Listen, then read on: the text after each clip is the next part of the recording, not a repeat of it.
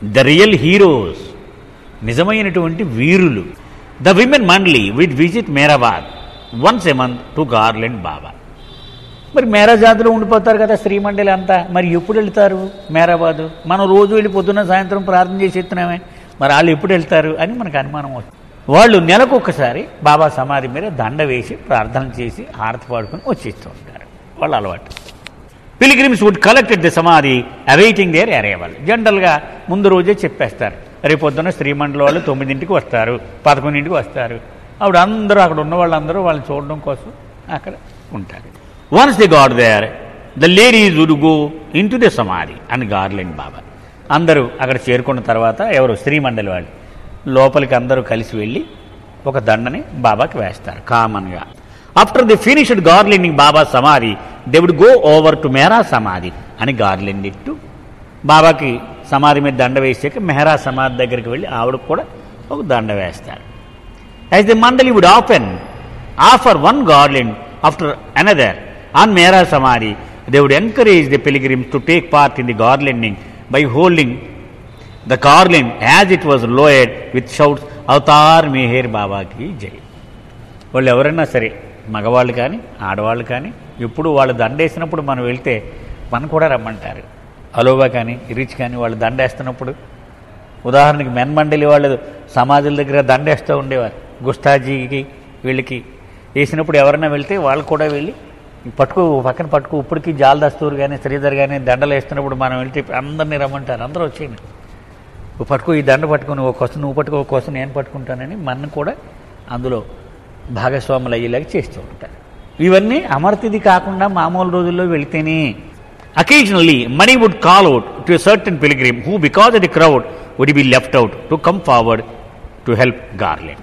ఎవరైనా వెనక్కి ఉండిపోయిన వాళ్ళు, లేకపోతే కొంతమంది బిడియం అందరూ వెళ్ళిపోతారు కానీ మనకెందుకు లేని ముఖం ఇది తిప్పి కూర్చున్న వాళ్ళు కూడా ఉంటారు. అలాంటి వాళ్ళు ఎవరన్నా ఉండిపోయారేమో మనం విస్మరించిన వాళ్ళని మనీ వెతుకుతూ ఉండేది. అమ్మ నువ్వురా అలా వెనక్కుండిపోకురా నువ్వు కూడా అని అలా మిగిలిపోయిన వాళ్ళందరినీ పిలిచి వాళ్ళతో కూడా దండ వేస్తూ ఉండేది. Money was very observed in this matter and if she notice some reclusive shy person getting left out should call the person forward to take part. Money చాలా జాగ్రత్తగా ఉండేది. ఎవరైనా కొంతమంది సిగ్గు బిడియం ఉంటుంది కదా, దూరంగా ఉండిపోతారు. మనకి ఇంగ్లీష్ వాళ్ళు హిందీ వాళ్ళు మనకి ఏం రాదు, మన సాధారణంగా మన ఆడవాళ్ళు ఇదే మాట, మనకి ఎత్తుకండి వాళ్ళంతా. On one occasion, after a few garlands had already been laid in Mehra Samadhi, Mani stopped and called out to an old woman. ఒకసారి ఇలా దండ వేస్తున్నారు, ఒక ముసలి ఆవిడ వెనకాల దూరంగా ఉండిపోయింది. మనీ ఆగింది, ఆ దండ వేయడం ఆపండి. She could hardly walk as she appeared to be arthritic and in poor health. ఆవిడకి ఆ ముసలావిడ పాపం కాళ్ళు ఈడ్చుకుంటూ వస్తుంది, ఆవిడకి కాళ్ళు పనిచేయట్లేదు, జాయింట్లు, ఆరోగ్యం కూడా అంత బాగున్నట్టుగా లేదు. She was being supported by her daughter who brought her forward. ఆ ముసలావిడ కూతురు చేయి పట్టుకొని నడిపిస్తుంది ఆవిడని. As she came near, Mani stopped the garlanding and addressed all the lovers gathered. ఆవిడకి దగ్గరికి రమ్మంది. దగ్గరికి వచ్చిన తర్వాత దండలేయడం ఆపండి అలాగే అందావిడ. None of you here know who this old woman is. వీడెవరో తెలుసా మీకు? ఎవ్వరికీ తెలియదు మీకు. She is one of Baba's precious gems. ఆణిముత్యాలు అని చెప్పుకుంటే బాబా యొక్క ఆణిముత్యాలు ఈవిడ ఒక్కరితే. She had lived with us here on the hill with her entire family, surrendering her all to Baba.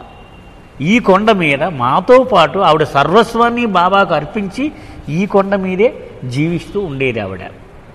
She came from a rich family and was used to luxuries.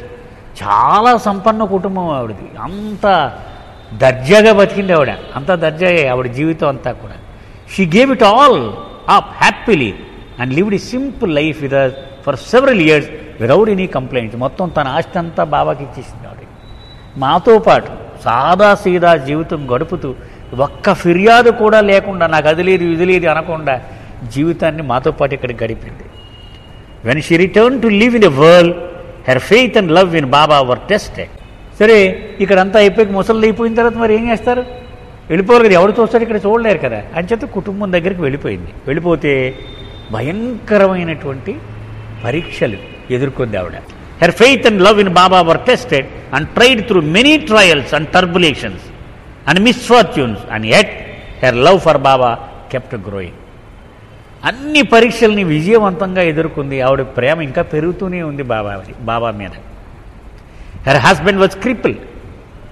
ఆవిడ భర్త అతను అంగవైకల్యం, కాళ్ళు చేతులు పనిచేయవు అతనికి. షీ లాస్ట్ హెర్ సన్, కొడుకు చచ్చిపోయాడు.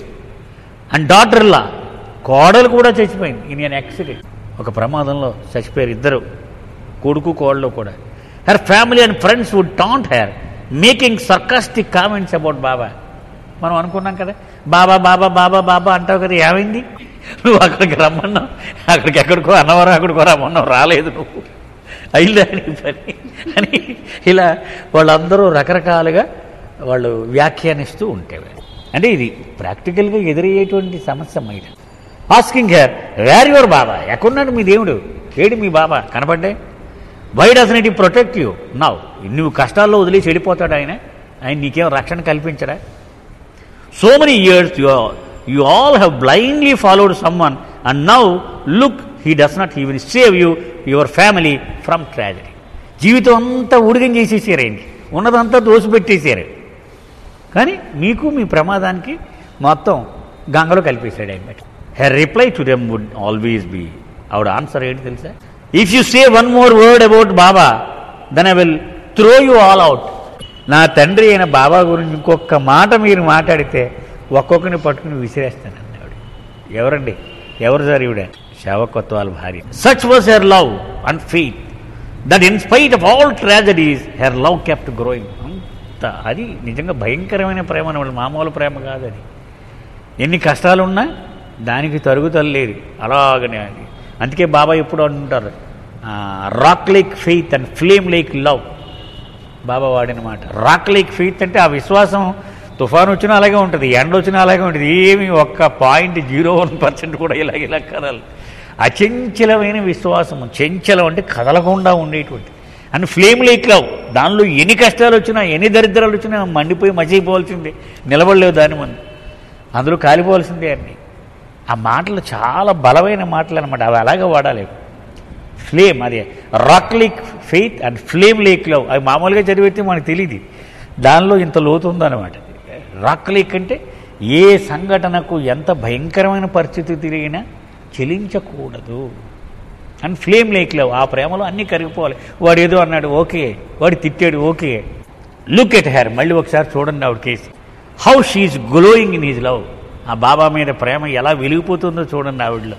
These are the real heroes, వీళ్ళు నిజమైనటువంటి హీరోలు అంటే వీళ్ళు హీరోలు. In spite of their hearts being cut in to pieces they do not abandon him అంటే he continue to love him. వాళ్ళ గుండెల్ని మొక్కలు మొక్కలు మొక్కలు మొక్కలుగా చీల్చేసి కోసేసిన ఆయన అలా ప్రేమిస్తూనే ఉంటారు. బాబా 14 ఏళ్ల వయసులో ఓ పద్యం రాసుకున్నాడు, బెలివెట్ గాడ్ అని ఆయన రాసుకున్నారనమాట. నీ మొహం చూద్దామని ఒక గజలది, నీ మొహం చూద్దామని ఒక్కసారి దర్శనం చేసుకుందామని నేను అనుకున్నాను, కానీ నాకు దొరకలేదు.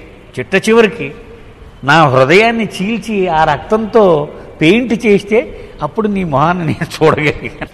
అలాగే నా కన్నీళ్లతోనే ఒక సరస్సును నిర్మించి ఆ సరస్సు దాటితే నేను ఒక్కసారి చూడగలిగాను అన్నాడు ఆయన రాసుకున్నటువంటి హోమాదాల్లో. అంటే ఈయన కన్నీళ్లతోటి ఒక సరస్సును నిర్మించి అది ఈడుకుని దాటితే ఆయన దర్శనం దొరికింది. అంత కష్టమైనటువంటి పరిస్థితి. The above incident reminds me of a Rumi quote. Rumi, Jalaluddin Rumi అని ఒక సద్గురు, అతను కూడా బాబా చాలా ఎక్కువగా చెప్పేవారు అతని గురించి. బహుశా ఈ భూమి మీద నివసించినటువంటి కవులలో అంత గొప్పవాడు లేడు అని ఒకసారి కామెంట్ చేశారట బాబా, అంత పెద్దవాడు. God breaks the wings of the intention and then gives you another. Cut the ropes of contriving so you will remember your dependence. రెక్కలు కోసేసి ఉప్పు రాచడంట చూడండి అలాగనమాట. ఎందుకని ఆయనే ఆధారం మనకి, రెక్కలు తీసేసేంటే నేను ఎగరలేను కదా Baba Baba. It is by failure that lovers stay aware of how they are loved. అది ఈ పరాజయాలు, ఓడిపోవడం ద్వారానే వాళ్ళకి అసలు సత్యం అనేటువంటి అనుభవంలోకి వస్తూ ఉంటుంది. Failure is the key to the kingdom within. మనం ఓడిపోయినప్పుడే, ఇలా బుర్ర వాలేసినప్పుడే అప్పుడు లోపల ఉన్నటువంటి ఈ సామ్రాజ్యాన్ని చూస్తామంటున్నాం. ఓడిపోయినప్పుడే మనం మస్క్ డీర్ కదా చదువుకున్నాం చూడండి, కస్తూరి మృగం అది ఎక్కడి నుంచి చూస్తుందో వాసన వెతికి వెతికి వెతికి వెతికి వెతికి చిట్ట చివరికి ఇంక పడిపోయింది, ఓడిపోయింది, కనిపెట్టలేకపోయింది. అప్పుడు బుర్ర ఇలా వాలైతే బొడ్లోంచి వస్తుంది వాసన. అదనమాట, ఆ ఓడిపోవడంలోనే వాడికి గమ్యం దొరుకుతుంది. So your prayer should be, అంచేత నువ్వు ఏమని ప్రార్థించాలి ప్రభువుని? Break the legs of what I want to happen. నాకు ఏది జరగాలని నేను అనుకుంటున్నానో దాని కాళ్ళు ఎరగొట్టే. అంటే అది జరగకుండా ఉంటే నేను ఓడిపోతాను కదా, ఓడిపోతే నాకు అసలు విషయం దొరికిపోద్ది కదా. హ్యూమిలియేట్ మై డిజైర్, నా కోరికలు చాలా ఉన్నాయి, వాటిలన్నింటినీ అవమానం చేసే, కాలి కింద వేసి రాసే. ఈట్ మీ లైక్ క్యాండీ, నన్ను ఒక చాక్లెట్ తిన్నట్టుగా తిని. It is spring and finally I have no wing.